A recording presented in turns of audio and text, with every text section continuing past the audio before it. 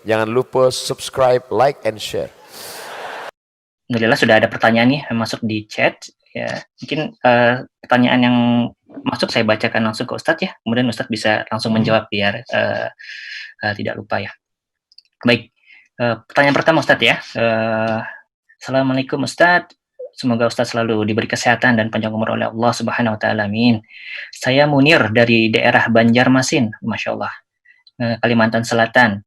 Mau tanya Ustadz, apabila orang tua telah meninggal dunia tetapi beliau belum berkurban dan diakikahkan, mana yang lebih didahulukan? Akikah terlebih dahulu atau kurban?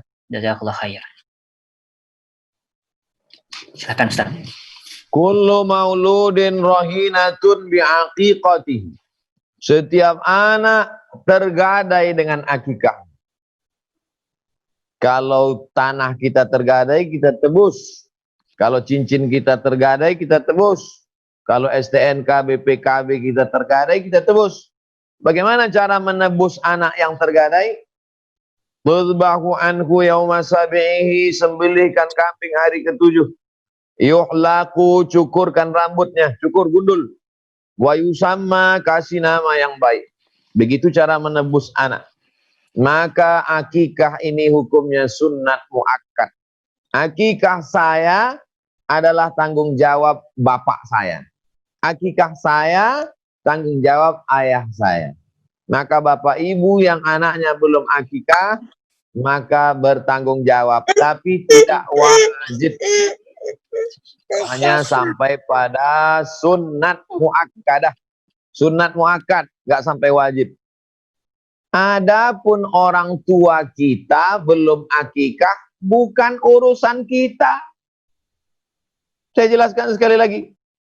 Saya belum akikah, itu tanggung jawab bapak saya. Tapi bapak saya belum akikah, bukan urusan saya. Bukan tanggung jawab saya. Dan akikah ini bukan wajib. Sunat muakkad. Bagi yang nggak punya duitnya, nggak apa-apa. Yang punya duitnya sekarang, silakan akikahkan anaknya. Dalam mazhab Syafi'i, akikah setelah dewasa hukumnya boleh. Begitu kata Imam Nawawi dalam kitab Al-Majmu' Syarah Muhadzab. Yang ada itu ayah mengakikahkan anak. Adapun anak mengakikahkan ayah, hukumnya mubah. Terhitung sebagai sodaqah, bakti kepada orang tua. Nah, duitnya ada 5 juta. Orang tuanya belum akikah. Maka dia buat dua-dua. Ini 2,5 juta untuk akikah, 2,5 juta untuk kurban. Kirim ke kampung desa tertinggal. Bagus. Sekarang masalahnya duitnya cuma 2,5 juta. Cukup untuk 1 ekor kambing. Bagusnya untuk akikah atau untuk kurban? Untuk kurban. Kenapa? Karena akikah itu ke bawah. Dari ayah ke anak. Sedangkan kurban bisa ke bawah, ayah mengkurbankan anak, atau anak berkurban untuk ayah. Oleh sebab itu lebih dekat, kalau uangnya terbatas, maka pilihannya 2, berkurban untuk ayah, untuk emak, untuk almarhum, lebih utama. Demikian, wallahu a'lam. Alhamdulillah, semoga bisa menjawab ya pertanyaan dari Mas siapa nih tadi ya, Mas Munir ya. Baik, yang sebelum itu kami ingin mengajak teman-teman yang hadir di Zoom dan juga di YouTube ya untuk meng-like ya Japan Halal TV YouTube di Facebook, bisa dicari ya. Kebetulan banyak sekali info-info tentang halal di Jepang, jadi mari kita dukung situs atau media yang memberikan informasi halal khususnya di Jepang ini. Baik, selanjutnya, pertanyaan selanjutnya mungkin langsung yang sudah meng-raise hand ya, itu Mbak Ummu Yasin. Akan saya unmute ya. Silahkan Mbak Ummu Yasin. Iya, halo, Assalamualaikum warahmatullahi wabarakatuh. Waalaikumsalam warahmatullahi wabarakatuh. Ustadz, saya ingin tanya, Ustadz, posisi kita kan di Jepang nih, ingin berkurban, tapinya melihat situasi dari keuangan, rupanya kita melihat ada negara lain yang sapinya sedikit lebih murah dibandingkan dengan negara kita sendiri. Itu dibolehkan tidak ya Ustadz? Karena bisa untuk semua sekeluarga jadinya gitu ya. Karena di negara lain itu seperti negara yang jauh dari negara kita, itu harga lebih jauh lebih murah gitu untuk sapi gabungannya dibandingkan dengan sapi di negara kita sendiri. Jazakallahu khairan Ustaz. Assalamualaikum warahmatullahi wabarakatuh. Waalaikumsalam. Gimana Ustaz? Apa pertanyaannya? Jadi kalian kalau di Jepang kita bisa memilih negara Ustaz dalam memilih kurban. Jadi ada opsi untuk memilih kurban di Indonesia atau di negara lain dan harganya itu berbeda-beda. Nah tadi pertanyaannya boleh nggak kurban tapi untuk di negara lain gitu seperti mungkin Syria atau mana yang harganya lebih murah dibanding dengan tanah air dengan Indonesia khususnya. Mana yang lebih membutuhkan dan manfaatnya lebih besar, maka itulah yang lebih afdal. Mana yang lebih membutuhkan, manfaatnya lebih besar, maka itulah yang lebih afdal. Jadi kalau ada negara kelaparan, sulit, sampai kita lihat di televisi kurus kering, tinggal tulang, dibalut kulit, maka afdal kita kirim ke sana. Adapun di tempat kita juga sulit sekarang COVID-19. Maka kalau ada anggota KMII Jepang yang tinggal satu kampung, satu kecamatan, coba rembuk musyawarah. Kamu ke kampung ngirim. Iya, wah kalau gitu orang kampung sudah dapat. Udah, kalau gitu saya kirimnya ke negara ini. Musyawarah. Supaya jangan terjadi penumpukan. Karena masyarakat kita kalau sudah daging terlalu banyak, mereka nggak sanggup makan, daging mereka jual juga.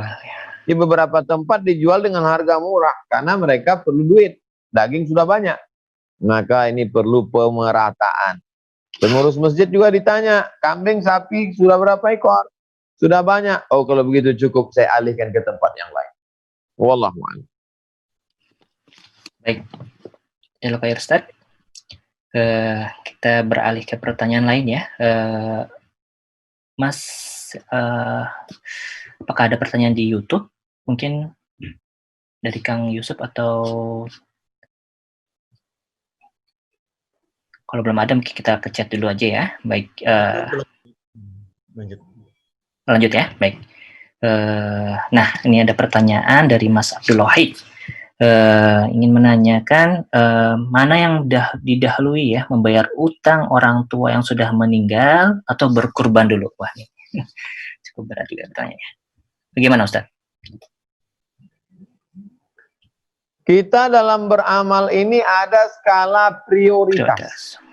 Yang paling tinggi wajib, di bawah wajib sunat muakkad, di bawah sunat muakkad adalah sunnah. Nah, kalau orang tua meninggal, apa yang pertama dilakukan? Min ba'di wasiyatin yusi biha audain. Pertama, kalau orang tua meninggal, keluarkan wasiat di bawah 1/3. Jadi kalau orang tuanya punya harta warisan 1 miliar, cari wasiat-wasiat. Kata dia, ini wasiatku untuk bangun pesantren. Berapa?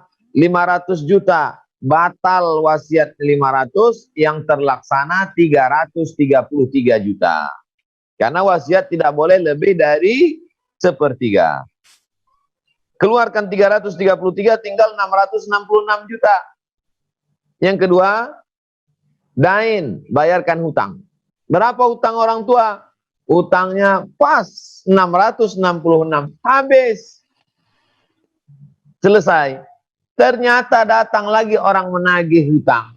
Sementara harta warisan sudah habis. Wajibkah anak membayarkan hutang orang tua dari uangnya sendiri? Tidak. Saya ulang sekali lagi. Anak wajib membayarkan hutang ayahnya, hutang emaknya dari tirkah, dari harta warisan. Setelah harta warisannya habis, maka anak tidak wajib membayarkan hutang. Tapi kalau si anak mau membayar, bagus, itu baktinya pada orang tua. Sekarang uangmu ada 2,5 juta. Ada dua. Pertama, orang nagih hutang bapakmu. Yang kedua, untuk kurban. Mana yang kau depankan? Kurban atau nagih hutang? Bayarkan nagih hutang.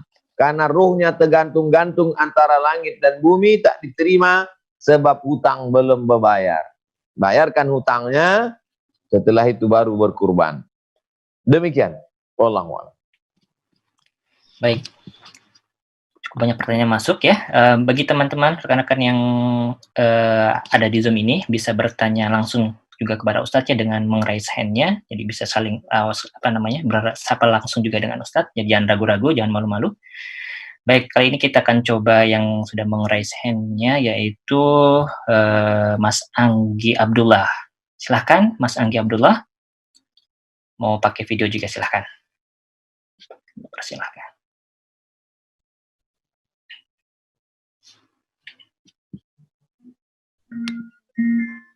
Assalamualaikum Ustadz.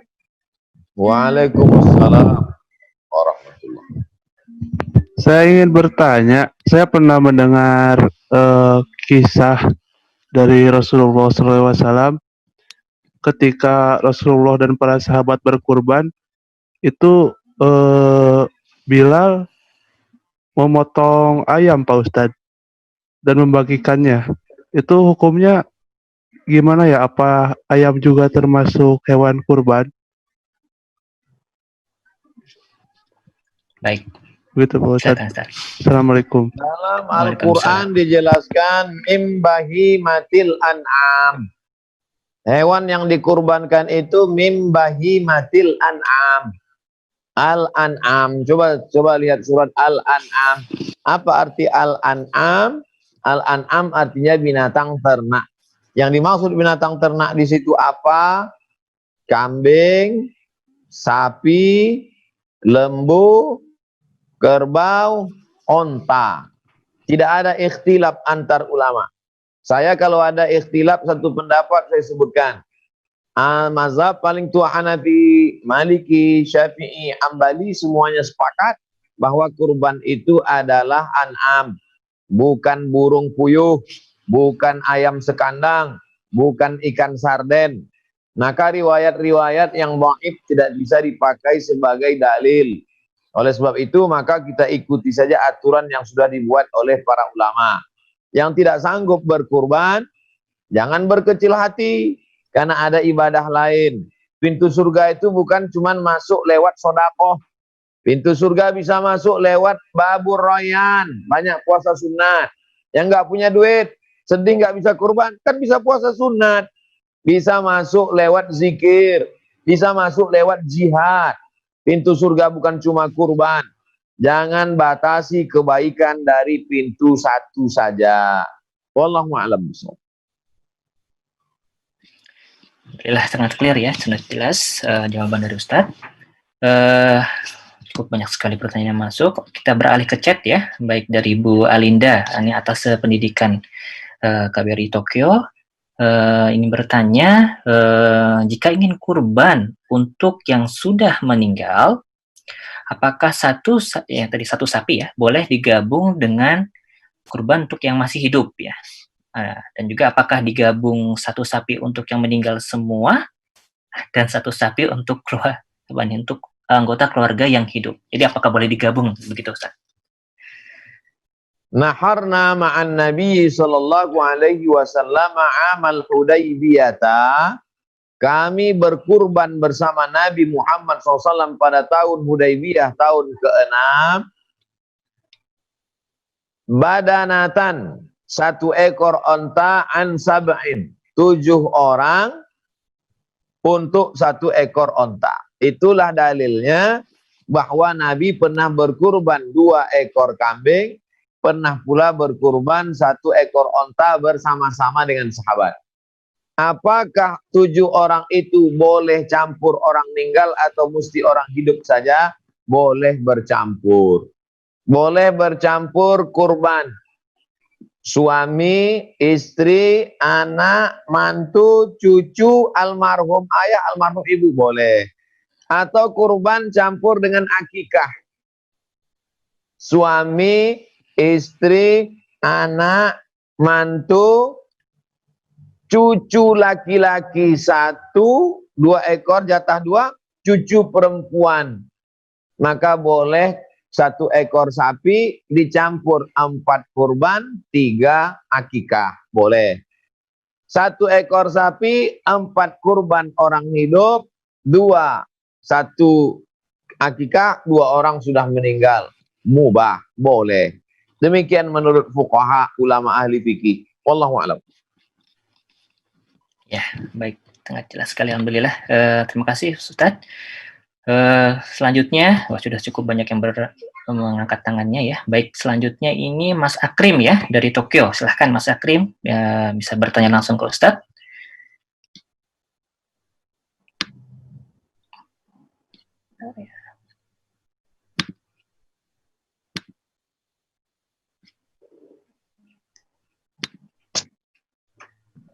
Baik, bismillahirrahmanirrahim. Assalamualaikum Ustaz. Waalaikumsalam.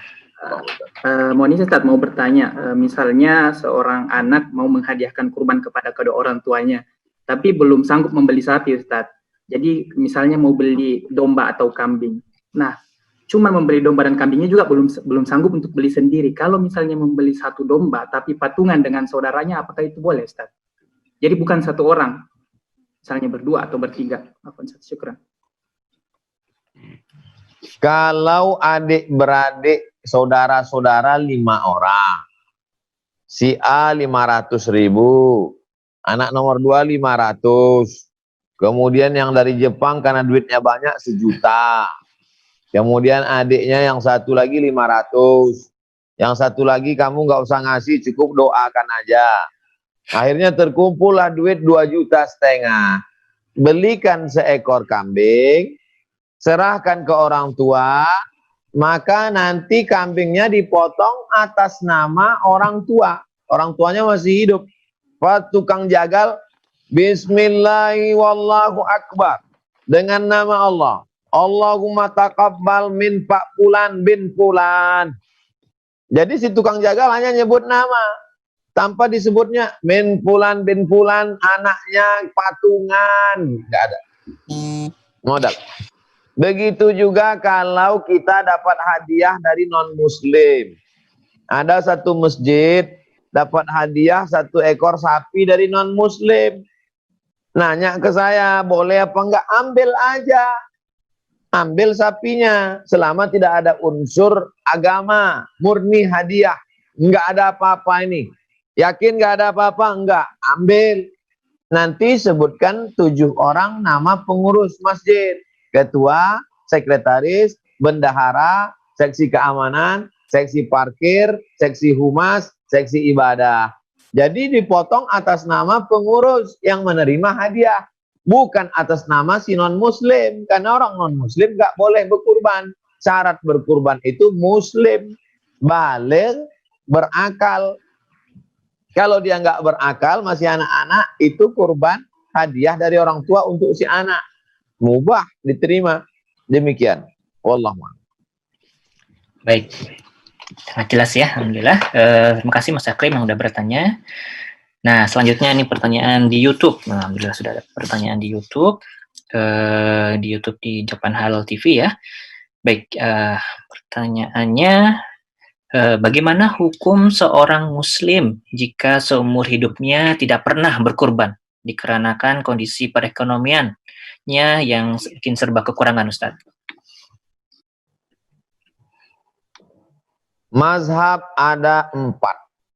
Paling tua mazhab Hanafi. Meninggal tahun 150 Hijrah.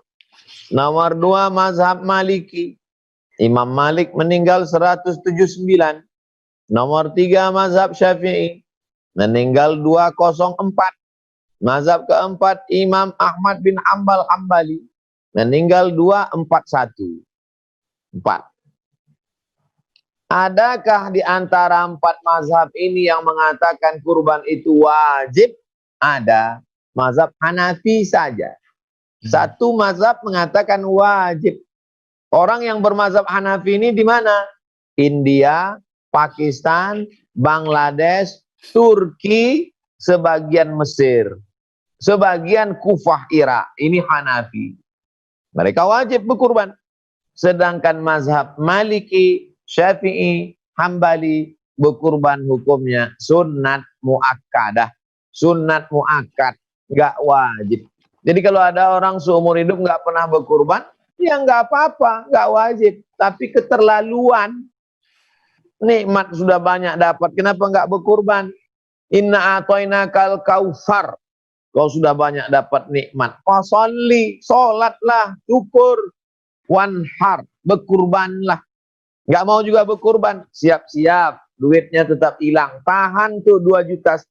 Nanti hilang juga. Jantung koroner 10 juta.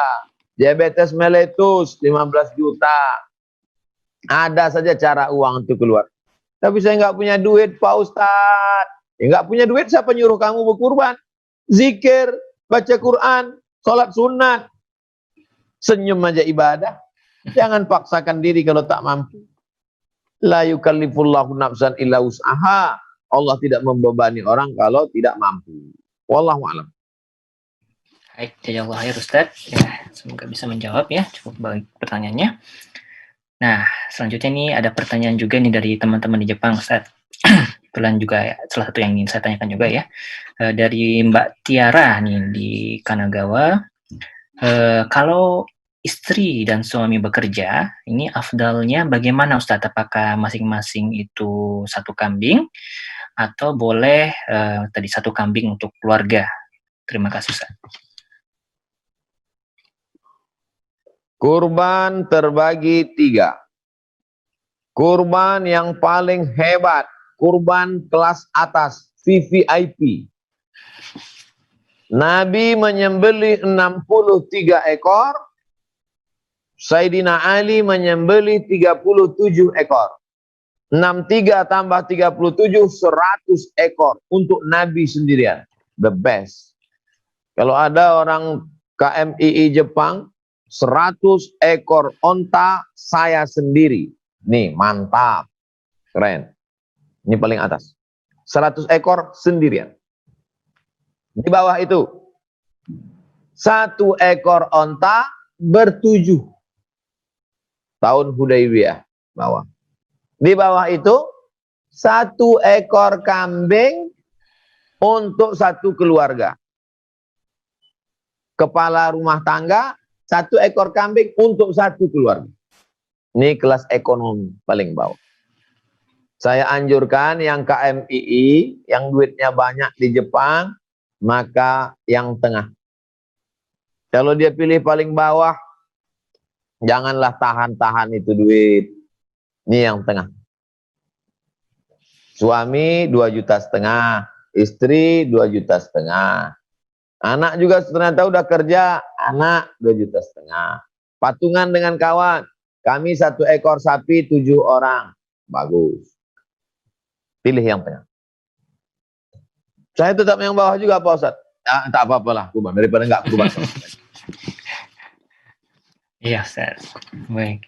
Ya, insya Allah teman-teman di Jepang pada semangat ini untuk berkurban ya. Jadi tadi ada alternatif 7 ekor sapi, 1 sapi dibagi 7 orang atau tadi sapi kambing seperti itu. Baik, beralih ke yang di Zoom ya, yang sudah mengangkat tangannya yaitu Mbak Evi. Mbak Evi, kami persilahkan. Insya Allah masih ada waktu sekitar 15 menit Ustadz ya, sampai jam 7 waktu Jepang atau jam 5 waktu Indonesia Barat. Baik, Mbak Evi, silahkan. Ya, terima kasih. Arigatou gozaimasu. Assalamualaikum warahmatullahi wabarakatuh. Waalaikumsalam. Saya mau tanya Pak Ustadz, anak saya yang laki-laki kan kekahannya baru 1 kambing. Jadi 1 kambingnya lagi belum. Terus saya keburu sama suami pisah gitu. Yang tanggung jawab itu suami apa saya sebagai ibunya gitu Ustadz. Itu yang pertama. Terus yang kedua, saya tahun kemarin sudah kurban. Apakah kalau misalnya seandainya tahun ini ada rezeki kurban lagi tidak masalah kah gitu. Terima kasih. Assalamualaikum warahmatullahi wabarakatuh. 2 pertanyaan. Hai. Memberi makan, membeli pakaian, memberi tempat tinggal, memberi pendidikan, memberi perhatian, nafkah, kewajiban suami. Jadi anak ibu laki-laki akikah 1 ekor. Menurut mazhab Hanafi sudah cukup. Tapi kalau menurut mazhab Syafi'i 2 ekor. Kalau gitu 1 ekor lagi. Tanggung jawab siapa? Tanggung jawab suami ibu, mantan suami. Tanggung jawab bapaknya, ayahnya. Tapi kalau ibu mau, bagus, nggak salah. Berhitung sebagai sodakoh. Mudah-mudahan dia jadi anak yang berbakti, anak yang soleh. Ini tentang masalah tanggung jawab, sebetulnya tanggung jawab ayah, bapak, orang tua. Yang kedua, apa tadi yang kedua? Yang kedua itu sudah kurban tahun lalu, apakah boleh kurban tahun ini? Sudah kurban tahun lalu, tahun ini kurban lagi. Nabi berkurban berapa tadi? Berapa ekor onta tadi? 63 ekor. Kenapa 63? Enggak ada yang tahu kenapa 63. Setelah Nabi meninggal baru sahabat pikir. Ternyata Nabi berhenti pada 63 karena kenapa 63? Karena dia ingin tiap tahun berkurban. 63 tahun. Ibu kurban tiap tahun. Kalau ada uang, nggak ada uang ya nggak apa-apa. Jangan paksakan diri. Jangan 63 ekor nanti. Wallah. Baik, terima kasih Ustaz. Pertanyaan selanjutnya ini agak tidak terkait dengan kurban, Ustaz, ya, tentang zakat ini. Jadi ada pertanyaan dari Mas Robi di Lombok, mau bertanya, kalau kita belum membayar zakat gaji bulanan, mana lebih utama, ya, berkurban atau membayar zakat gaji?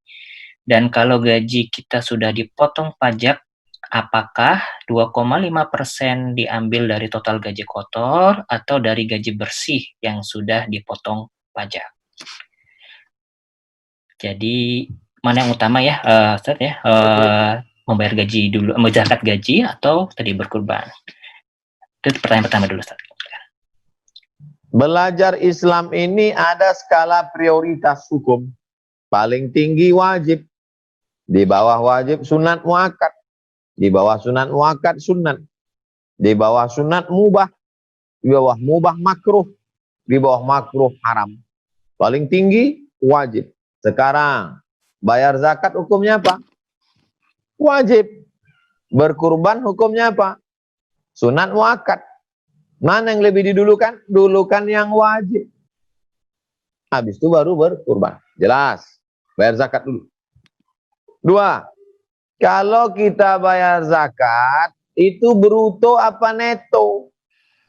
Potong uang air, potong uang listrik, potong uang istri, potong sekolah anak, potong. Kalau neto, orang nggak ada yang bayar zakat.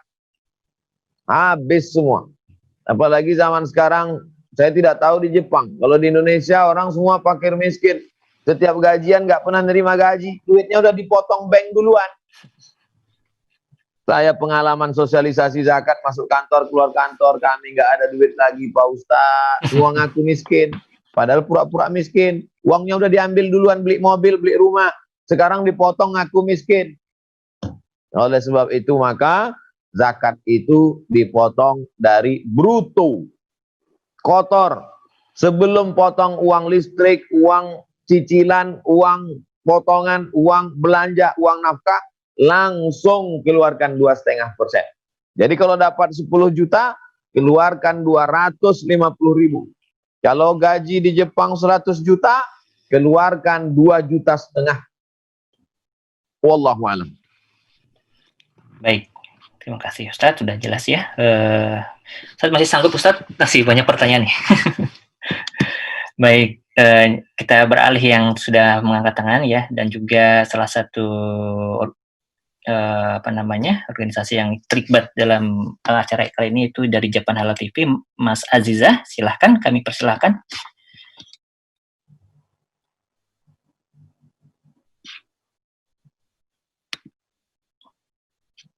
Mas Aziza. Halo, assalamualaikum. Oh Mbak ya, maaf. Bukan Mas. Maafkan. Mbak Aziza ya, maafkan. Ya, assalamualaikum Ustadz. Terima Waalaikumsalam. kasih sudah bersedia untuk menjadi pembicara pada kesempatan hari ini. Ini ada pertanyaan dari salah satu followers Japan Halal TV. Bolehkah seorang non-muslim menerima daging kurban Ustadz? Demikian pertanyaannya. Assalamualaikum warahmatullahi wabarakatuh. Waalaikumsalam warahmatullahi wabarakatuh. Ada seorang non-muslim datang menjumpai anaknya. Anaknya muslim. Nama anaknya Asma. Asma takut ketemu dengan ibunya karena non-muslim. Bertanyalah Asma kepada Nabi. Kanjeng Nabi, boleh nggak saya menemui ibu saya non-muslim?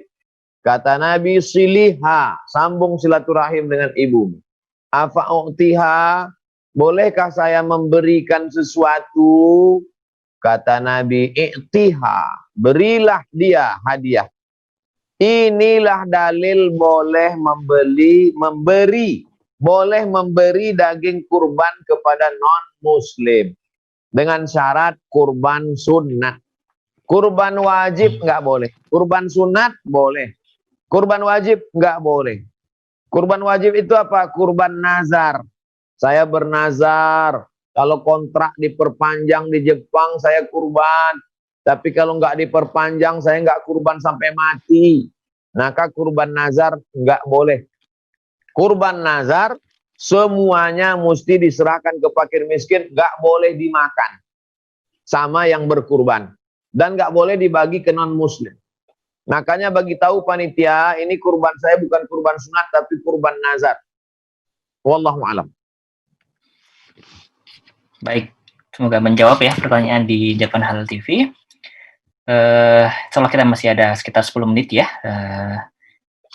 Saya beralih ke chat nih, cukup banyak pertanyaan dari Mas Afan ya, dari Hiroshima.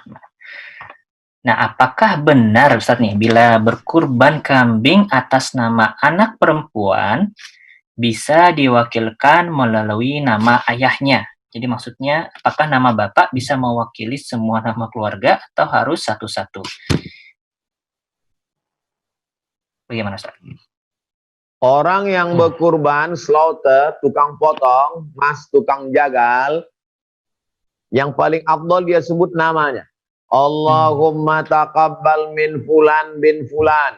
Ya Allah, terimalah fulan bin fulan, fulan bin fulan, fulan bin fulan, fulan bin fulan. Allahu Akbar. Andai tidak dia sebut, nih ibu-ibu rame nih menyaksikan pemotongan di musola. Pulang dari pemotongan nangis. Suaminya nanya, kenapa ma? Tukang potong nggak nyebut nama saya. Maka nggak disebut pun sudah sampai. Yang penting niatnya, innamal a'malu bin niat. Maka kalau ibu bapak sudah niat, ini uang 2,5 juta untuk anak saya. Maka waktu motong itu mereka tidak sebut, sudah sampai niatnya, innamal a'malu bin niat. Dia tidak sama seperti akad nikah. Kalau akad nikah mesti disebut bin fulan, aku terima nikahnya dengan mahar sebentuk cincin emas tunai. Kalau kurban ini enggak, andai enggak disebut pun sah. Innamal a'malu bin niat wa innamal likulli imri'in ma nawa. Wallahu a'lam. Baik, jazakallahu khair. Alhamdulillah ternyata kajian kita kali ini tidak hanya dari yang ada di Indonesia dan juga di Jepang ya, tapi dari berbagai negara ya, salah satunya Abu Dhabi nih. Mas Ridwan, silahkan Mas Ridwan, kalau ingin bertanya silahkan.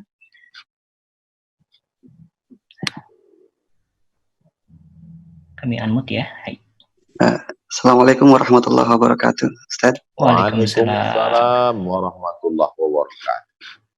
Jazakallah khair kepada admin yang telah mempersilahkan saya. Saya ada pertanyaan Ustaz, untuk berapakah afdalnya bagian daging yang diambil dari kurban untuk yang berkurban dan berapakah untuk yang dibagikan? Qadarullah saya berkeluarga dengan warga negara Maroko. Kebetulan saat itu, saat Idul Adha, saya pernah berada di Maroko dan hampir setiap kepala keluarga, setiap rumah di Maroko itu berkurban dan dagingnya itu diambil semuanya untuk rumah tersebut, tidak dibagikan karena setiap rumah hampir semua berkurban. Dan itu bagaimanakah hukumnya Ustaz? Jazakallah khair. Assalamualaikum warahmatullahi wabarakatuh.